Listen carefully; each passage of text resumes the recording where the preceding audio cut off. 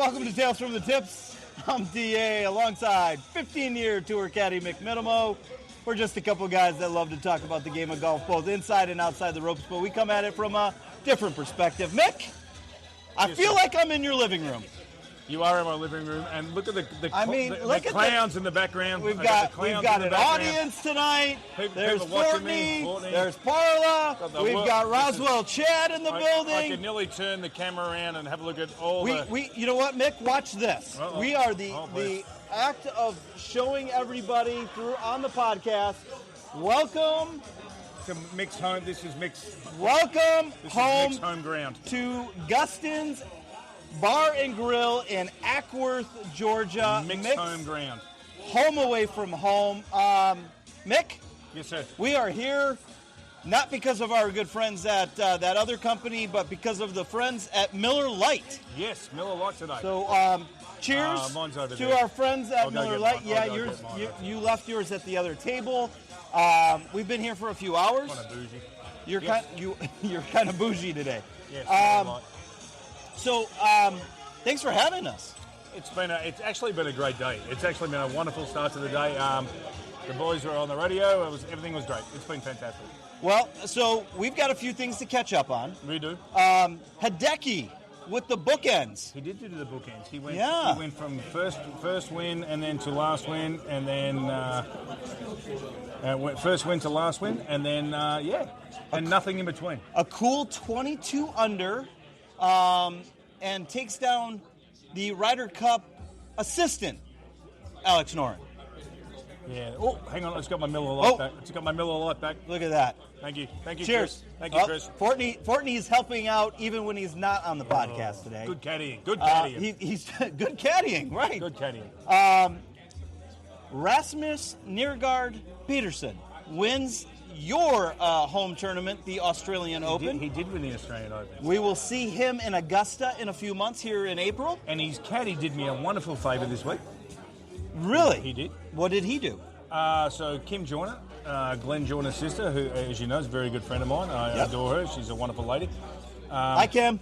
Hi, Kim. She's probably watching.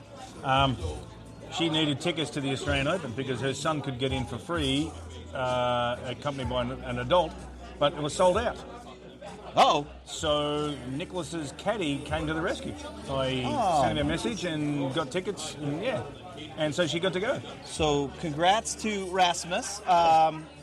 Big win there. We'll get into that a little bit because that wasn't an easy road for him. Rory finishes 10th there at the Australian. But he had some really interesting comments, and we'll touch on that when we get to it. The crowds were amazing. The crowds were massive down under, as we would say up here. Right now at the Dye Valley Course and Sawgrass Country Club in Ponte Vedra Beach, Florida. Yes. We've got your favorite, or I should say nightmare, Q School, the final stage. You're twitching. Do you need a drink? Are you okay? Just had a Miller Lite. Very good. Okay. We'll talk about your experience at Q School. We've got since the last time we got together, we have the college football playoffs were announced. Yes. And we have a school that's very unhappy that they're not going. So if you're good with all that stuff, let's go. Let's do it. Let's grip it and rip it. Do it.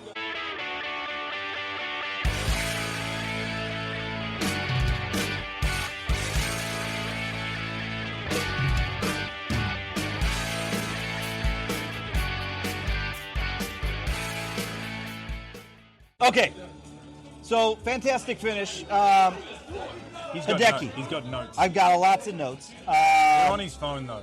He's got notes. Alex Noren. Hideki beats Alex Noren on the first playoff hole. I thought Sepp Straka was going to win that.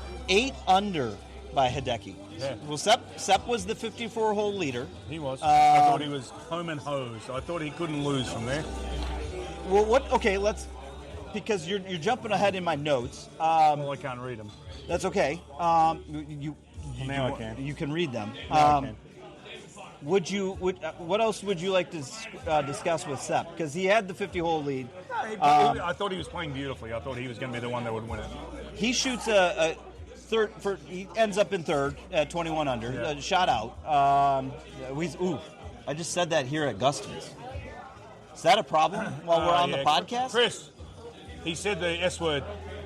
We're on the podcast. Doesn't matter. Doesn't matter. So Chris brought up a very interesting point the last time we were on the podcast. You brought up a point that no matter where we were at, except if when we were here, you can't say that. You could say that word, but not when we're here. You can't. If you say the S word, the SHOT word, that means you have to buy a round of the SHOTs. But does that work when you're on a golf podcast? Well, 1,000%, because you're in my room.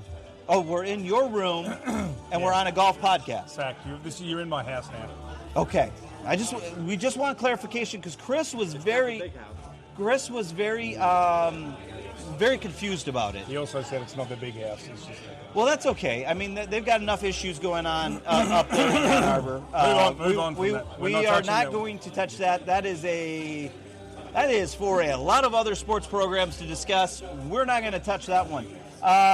Let's get back to the hero world.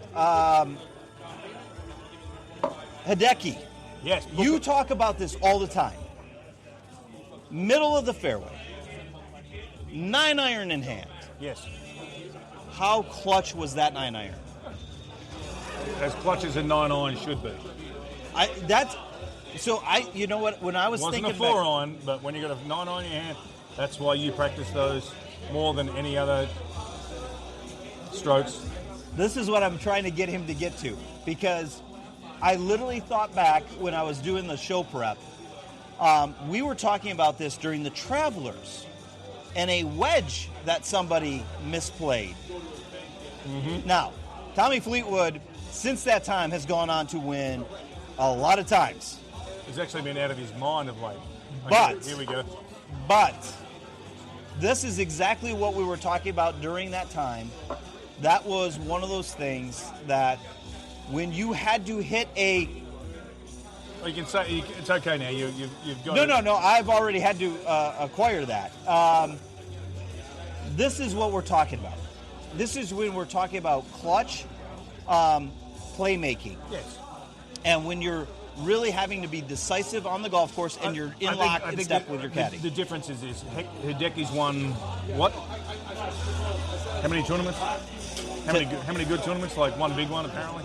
Well, he won that thing in Augusta. Yeah, so he's won that. So he's been in that position before. And he just won the Century, and then he just won the Hero. By the way, but he's been down that road before. 20 of the best players in the world, minus a guy world number 2 that was down in Australia. Yes. But the best golfers in the world. He got paid a lot of money to go down there, and it was wonderful because. And I think he should be there. And it was great for golf in Australia. Actually, and I want to sidetrack real fast. I don't think the Hero should be aligned with the Australian Open. Of course it should. I think all of our guys should be at the Australian Open. Yeah. I think we should treat that as, and I know you've made fun of me for saying that the Players and the Tour Championship are our 5th and 6th majors. You make fun of me for that. I think the Australian Open, the Scottish Open, the Irish Open, these Opens should be the 4th, the 5th, the 6th, the 7th majors out there. Well, I think for a fact that maybe the Hero, maybe they just played in Australia. Maybe Tiger goes, hey, let's just play the Hero at Royal Melbourne or Kingston Heath and stuff like that. But that's a great idea. I think it's a shame that you unfortunately have to pay $3 million or $2 million or whatever it is for Rory to go down there and play. And it's wonderful for Australian golf because the crowds it was a sellout, everything was amazing. So and Australia is craving this kind of attention. So it's interesting because I'm skipping a little bit ahead, but Rory, who did finish 10th, reiterated his call for a better slot in the global golf calendar, arguing that current December dates clashes with other major events like the Hero. Where would you, because you know the golf calendar better than most, where would you slot the Australian Open, knowing that it's already getting warm down in Australia? Where would you slot the Australian Open during the calendar month that would be able to attract better top-tier players? What does the Hero Challenge really mean? Well, it's Tiger's event, so you have to put it off to the side. It's no different than you look at Arnie's event, you look at Snead's event. This is the end of the season. This is how many players? 20 was it? 20? You had 20 guys in there. Let's get serious. Let's talk about promoting world. Let's talk about promoting world golf. Okay. Let's not talk about putting money in pockets for the Hero Challenge. Played where? Well, it was played down in the Bahamas. Yeah, let's all go have a vacation and make money together and say it's going to look great. No, it's garbage. I'm sorry, it's trash. It's garbage. It's a fundraiser for the boys, and I'm sure there's some great charities involved. But seriously, let's get serious if you want to promote golf. Seriously, play it in Australia. Play it at one of the top 10 golf courses in the world. Play it at Royal Melbourne. Play it at Kingston. Let's get serious. But again, does everyone want to get paid to go down there? I mean, give me a break. I mean, well, come on. And see, that's where my challenge is. And you and I have talked about Jordan Spieth being paid to go down there, Rory being paid to go down there. We shouldn't have to pay these guys to go down there. No. We should be able to, I don't know, come up with a really good schedule. If you want to talk about scarcity by Brian Rolapp, let's figure out a way to get our guys. You don't want to get me going right now because I am starting to see a very ugly pattern with this new leadership group and ownership group. Let's not go there. With the PGA Tour. And I'm trying to be respectful because we have good relationships with certain folks that are a part of this new ownership. Mm-hmm. My challenge to Brian Rolapp and the new executive staff at the PGA is stop looking at scarcity and start looking at how do we put our players in the best position to win and succeed while highlighting global golf. Because you're trying to take the NFL game globally. You already have a global game. Why are you not following? It's a reverse cycle.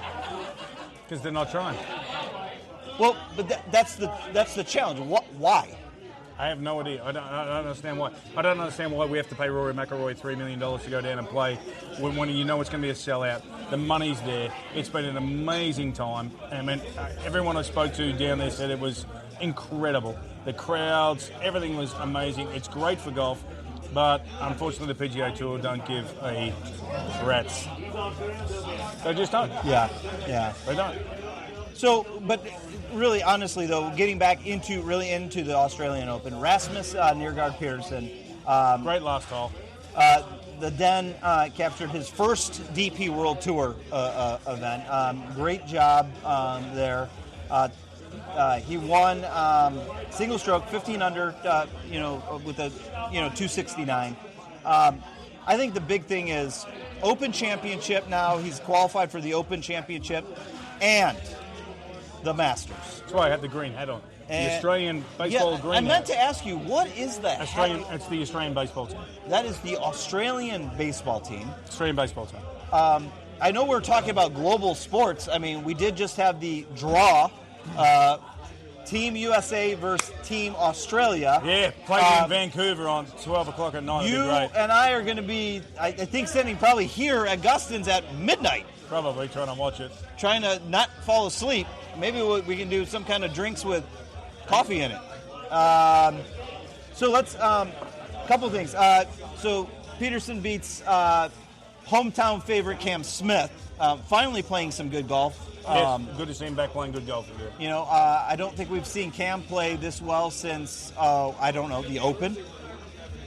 Yeah, it's been a lean time. It's hard to count those hundreds of millions and practice at the same time. So obviously, do you think, is this the return for Cam Smith? 100%. 100%. He's back in the hunt. He felt like he's back in the hunt again, and there's nothing like being when you're close to winning. He's going to have some new competition this upcoming year. Yeah, not much competition.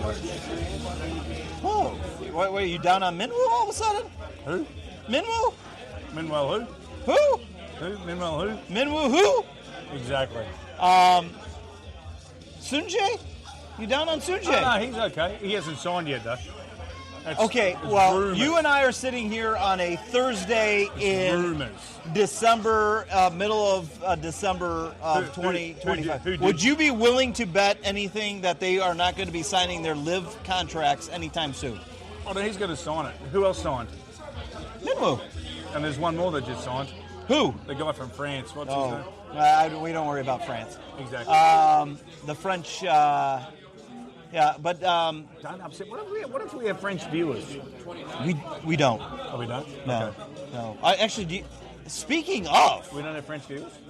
No, actually, we do probably have some. We have some Canadians. Oh, that's fine. Probably French-speaking Canadians. Oh. You know why the French Navy has glass bottom boats? No, why? So they can see the old French Navy. And that's his joke of the day. Brought to you by Miller Lite. Here's the thing. I'm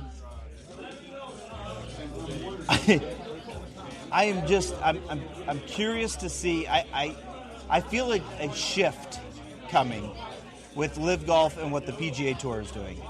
I think guys like Sun Jae, Minwoo, Victor Perez, these guys are starting to see the PGA Tour is becoming Victor Perez, is becoming elite. We're getting back to the elite status, the stuffy country club elite status. We don't care about the barstool golf guys. Did I not say that? You have, and that's the point I kind of wanted to bring up today is, as we're getting ready to go, like we've got the final stage of Q School going on. We've got 176 golfers down in Point Vedra Beach, Florida, at the home of the PGA Tour.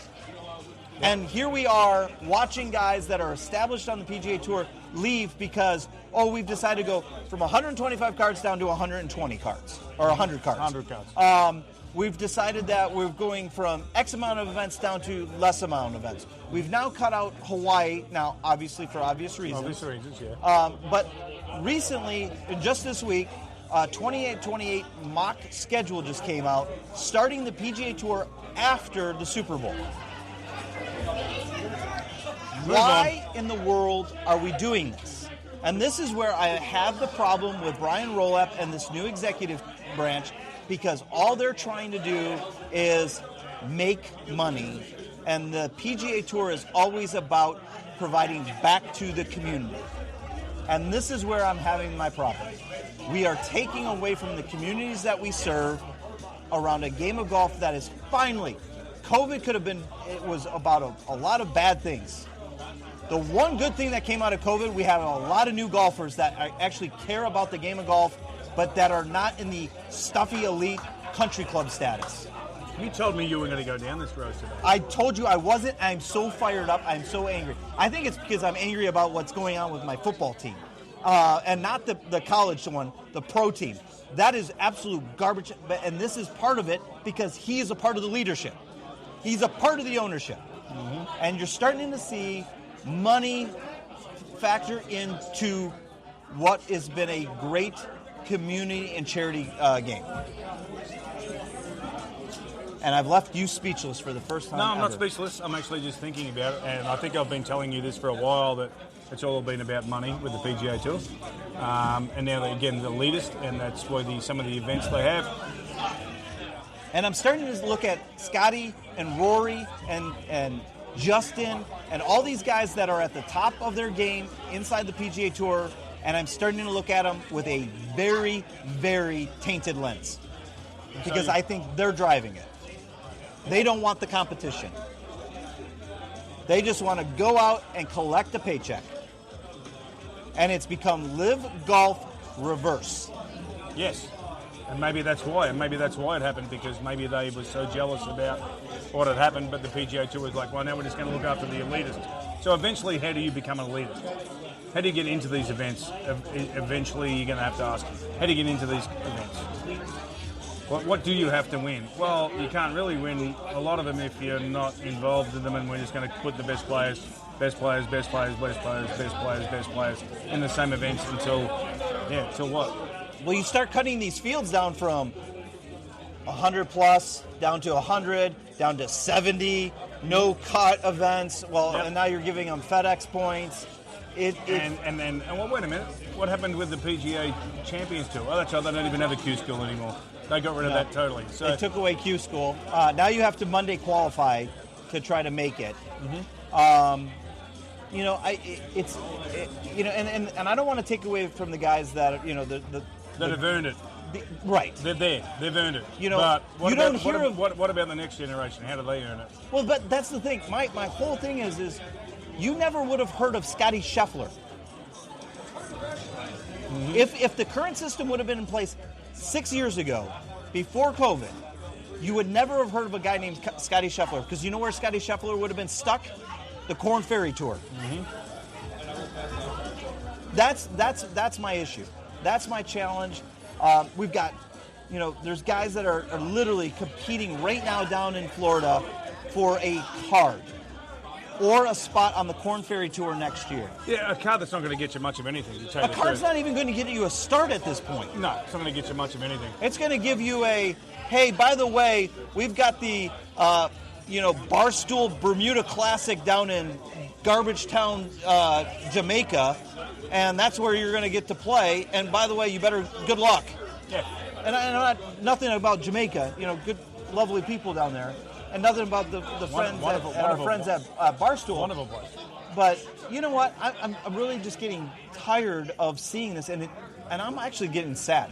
And then I'm hearing, guys that are, on the radio side or the broadcast side that work for the PGA Tour on the big network that they have, and they're calling for, well, we should move the Tour Championship out of Atlanta. Can I remind you that we have this company called Southern Company. We have this company called Coca-Cola. This is the part that really starts getting under my skin and driving me nuts, because it's like, you just want TV ratings. And if Brian Rolapp is all about TV ratings and just driving revenue, then we're completely lost the mission of the PGA Tour, and that is develop the best golfers and provide back to our communities. And I'm off my soapbox now. Twin Peaks is the best in the game. Here, your favorite drafts are poured at a frosty 29 degrees, and rare barrel-aged whiskeys are served just the way you want them. It's bigger game days and bolder fight nights. I mean, where else can you find a scratch kitchen that always comes in clutch every day from lunch to late night? Only at Twin Peaks, the #1 sports bar. Hit a home run for happy hour and ask your Twin Peaks girl about local specials on drafts, cocktails, shots, and more. That was an amazing, but he's also 100% correct too. He's also 100% right. PGA Tour does not care about the PGA players anymore or the upcoming players anymore. That's how it seems to me. When I was a caddy out there was a chance for everybody to go to Q school, do their thing, and there was always a chance. Top 125 got their card, top 150, then you could play 25 to 150, had certain events that they could play and stuff like that. I still don't understand why they've stopped it. I don't understand why they went away from that. What were they trying to achieve? They just want the elitists. I remember years and years ago when Greg Norman said he just wanted a tour, like a world tour, where for just the elitist players. Well, Greg got that with LIV. Yep. And now the PGA Tour are basically doing what Greg Norman said he was going to do. Yeah. There's nothing better than a Cinderella story. There's nothing better than someone busting their butt, who's a club pro, who busts his butt, gets to go to Q school, works his way through, gets on the tour, and ends up winning a PGA Tour event and gets along there and has a chance. It's a great story. PGA Tour don't want those stories anymore. PGA Tour just want their elitist and their best, and then that's what they want to do. It's I don't want to say it's sickening, but it's very close to it. It's very annoying. There are so many great golfers in this world who deserve a chance to be able to play on the PGA Tour, the Champions Tour, the World Tour, and all of a sudden, every tour is making it harder and harder and harder for these guys to get it. Well, what are they trying to do? Are they trying to make it, okay, so only a certain amount of players get on there, the best of the best who play a certain amount of weeks, whatever. I don't get it. I don't understand it. And I think it's very disappointing to the game of golf. And I'll take it to another level, and that's back into what you did for 15 years out on this tour. Mm-hmm. That's earn a living. Mm-hmm. What happens to those guys? Now you've got guys. Now again, the money is different. Yeah, the money is different. The money's different. I also remember a guy by the name of Tim Finchin, who was the PGA Tour commissioner when they were talking about money on the web.com tour, nationwide tours at the time, and he was like, "Well, we don't need to up the prize money on the nationwide tour because we don't want people out there just making a living on that tour." I'm like, what? Excuse me? I'm what? Well, maybe they're not quite good enough, but they can still make a living and they can still be good at what they do, and they're still busting their butts.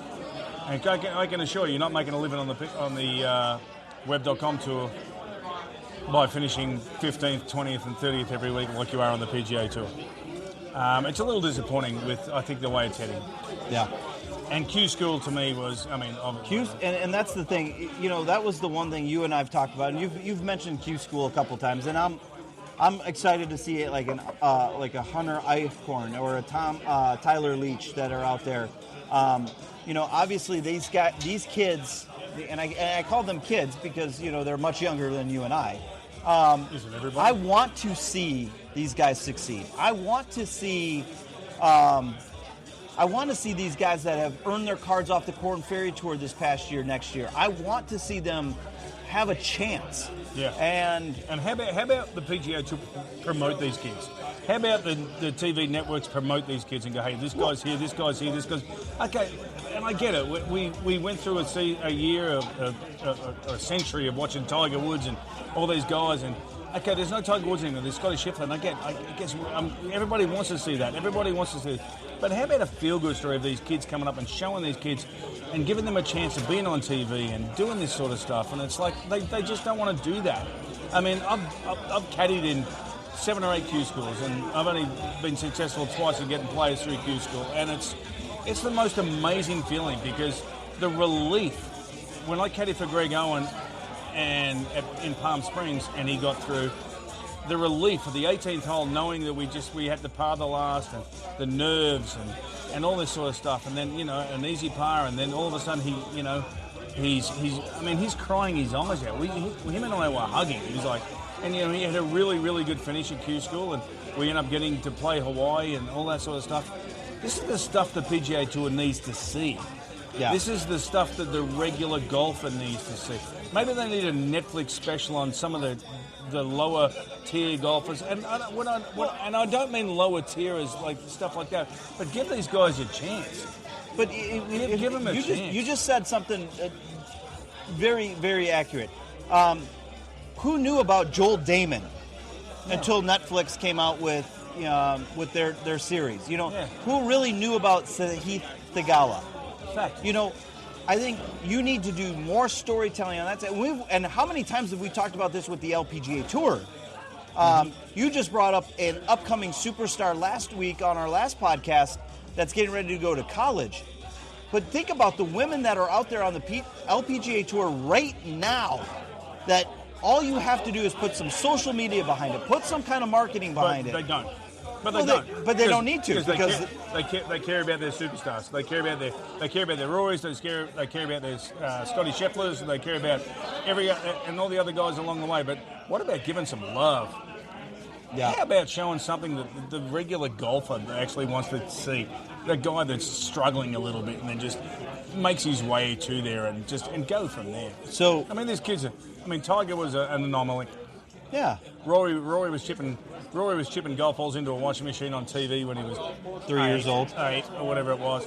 Come on, how about let's get back to the tin tacks.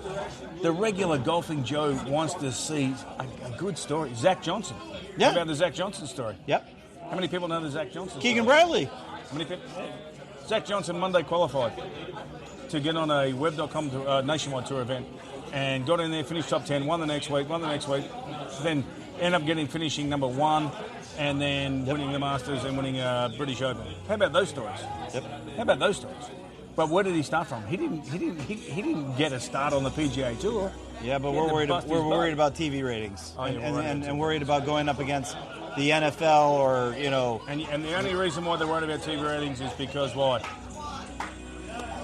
Money, and they don't have a superstar right now. Well, they do. They have Scotty Scheffler, and Jordan Spieth was a superstar at one stage, and then that went away.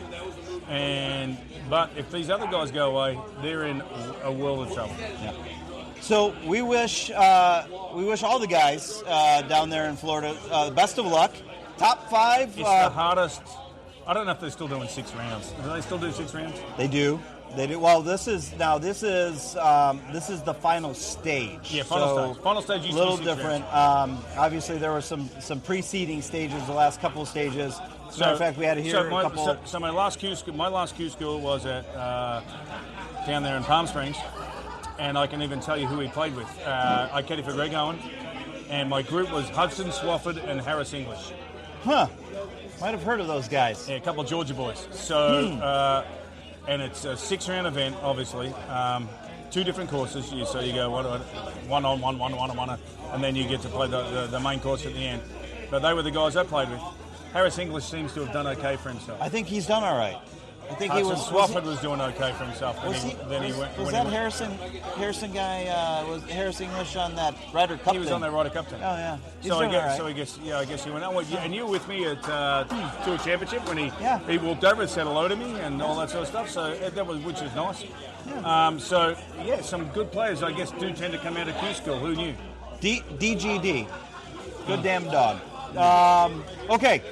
Speaking of dogs. The college football playoffs came out. The top seeded, and I don't think I've ever thought I would ever say this, the Indiana Hoosiers. By the way, Mick, I've drank a lot of this stuff in the big house, beating that team by 30, 40, and 50 points. Them winning the Big Ten title over the armpit of the country made me very happy the other night. I know. Made me very happy. None of them are going to be relevant at the end. Okay, so before we get into it, Indiana, number 1. Yeah. Do you think that Georgia got snubbed at number 2 or that Ohio State belongs at number 2? Does it really matter? They're in there. Well, it doesn't matter. Honestly, at the end of the day, you could be ranked 1, 2, 3, 4. It doesn't matter. You have to win out to win the National College Championship. So, honestly, it wouldn't matter. Where you seed you have to beat whoever. Yeah. You have to beat whoever. Georgia number 3, Texas Tech 4. Yep. And now we also have. Now, let me ask you this question because we do have like a Crimson Tide fan over here. Who? Do you? Who? Him? Yeah. Do you think they belonged in the playoffs? Alabama, yes, 100%. They belong in the playoffs. 100%. So with the 3 losses, they belong. Yeah, well, they only had 2. The SEC championship game shouldn't count anymore, and it probably won. No, they played their season. Yep, they deserve it. So I love that you mentioned that because before this new current, everybody and their brother gets in, everybody wins a trophy. Generation has now we have the 12-team playoff. Soon to be 16. The loser of the SEC championship never went on to win the national title because they would have been eliminated. And they're probably not going to this year either. I give it. Hold please, Jamieson. Hold please, Jamieson. I will say Georgia did lose the SEC championship a few years ago. Went on to beat Alabama again a few weeks later in Indianapolis and won the national title. That has been one of the very few times where an SEC team that lost the SEC title game went on to be able to make it into the playoffs and actually win the national title. I give you all of that. I don't think Alabama deserved to be in. So who deserved to be in there ahead of them? Well, I'm glad you asked that. If you say the ND word, I'm done. I don't believe Notre Dame belongs. Thank God. I think when you look at resumes, Notre Dame lost to Miami. Yeah, they did. Miami deserved to be in. I have no problem with that. I'm still, I still sit there and go, does James Madison and Tulane belong in the national title? Well, that's going to change eventually because that's the. They have to give them they have to give the automatic bids. Again, that's fine, but if you're giving them the automatic bids, are they really the national title?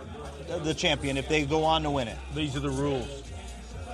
You the rule follower. I am a rule follower, but these are the rules. You can't change the rules. And eventually they're going to have to change the rules because you can't just have a James Madison and because what are they waiting on, a Cinderella story? I mean, hey, I'll give you one. How many teams are there in college football? Division 1. Division 1? Yeah.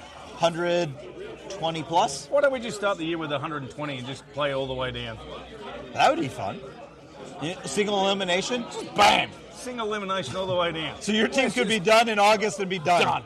No, once you're done, you can go back and play some other crappy games. Like you can play your conference games? Yeah, you can play your conference games. But let's just go 120 teams, start here, rank them from the start of the year, and then just go bang all the way through. So and then everyone gets a chance. All these teams they talk about, UCF, who bloody said they were world champions 100 years ago, whatever, just give them all a chance. Just go, that's it. It was funny because I heard, I was listening to some of my guys talking about it, and, they were talking about that Indiana had beaten Ohio State, and it was really almost irrelevant. Well, no offense, the Big Ten and the Big Ten championship is still, in my opinion, irrelevant because it never meant anything because it never existed. It was only a money grab about 20 years ago. That's what college football is. Well, thank you. The lights have just come on here at Guston's.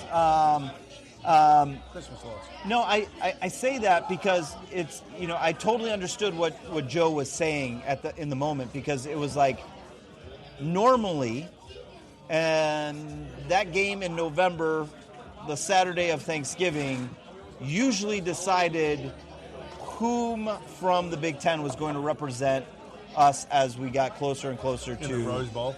Right, and the Rose Bowl meant something. Mm-hmm. I know. I remember when I lived in Chicago when Northwestern won it. That's a good time. It was a great time when Northwestern. Pat Fitzgerald. Yeah. Okay, so I'm going to ask you the question. Who do you have to win the national title? As much as I hate to say it. Yeah. I think it's going to be my home state. Your home state of Georgia. I think home state. I thought they were going to be very average on defense, but the defense is picked up. I think Georgia wins it. I can't see anybody beating them. I am right there with you. Go Dogs. Mick? Yes, sir. On our next podcast, we will give... Chris is giving me this. Is that a, He's given Hook'em time. Is that and Paola's given us the roll tide. Is that Young Wei I don't know what that means. I don't know what that means. Young Wei. Really? I don't know what roll tide. Yeah, they did good against Georgia. Yeah. No, you crap. You go on. We got hecklers now. Hecklers. Next time on the podcast. Yes, no hecklers. No hecklers. We will talk. We will give our majors picks. Ooh, I can get this. We're going to give our majors picks. We are going to wrap up the season. We're bringing a special guest on right now. What? You're live on. Say hi. Say hello. Say hi to. Say hi to the world. Say hi to the world. Okay, you're good now. She's good. She's my 7th favorite server. Wow. They have 6 here. I cannot believe this. She just gave him the your number 1 signal twice. I think so. Here it is. Remember Jake. We will the go. World, come here. I'm going to bring Jake in. Oh, you're going to bring Jake in. I'm going to bring Jake in, the manager. Jake. There you go. There's Jakey boy. Listen, when I say I literally feel like I'm sitting in Mick's living room right now, I truly, truly believe it. We have a big house party going on here at Guston's. Yeah, we do. We will do our majors picks. We're going to give a quick update on where we stand in the NFL. Winning. It's a lot closer than you think, sir. Don't care. And we will give our last updates and predictions before Chris Forty's sneaking in. The holidays. More holidays. What? Sorry, I got sidetracked by Chris Forty. Before the holidays. Sir, thanks for joining us on Tales from the Tips. If you're catching us on YouTube, make sure you give us a like. Hit that subscribe button. Drop us a comment. Let us know how we're doing. You can find us on your favorite podcasts: Apple, Spotify, YouTube, Odyssey app, and of course now you can find us on iHeart Podcast. Just search for Tales from the Tips under podcast. Gives us a thumbs up. hit that plus button, and enjoy. Mick, Yes, you sir. can catch us on all of our socials, Instagram, X, and your favorite, TikTok. and the Tiki-Talk. And, of course, you can catch this show live on the Twitch. Right now, you can catch us live on Twitch. Our schedule is posted. And, Mick, Yes.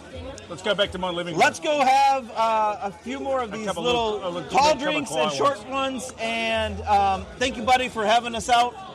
Appreciate This you. is my living room right here. Love this guy.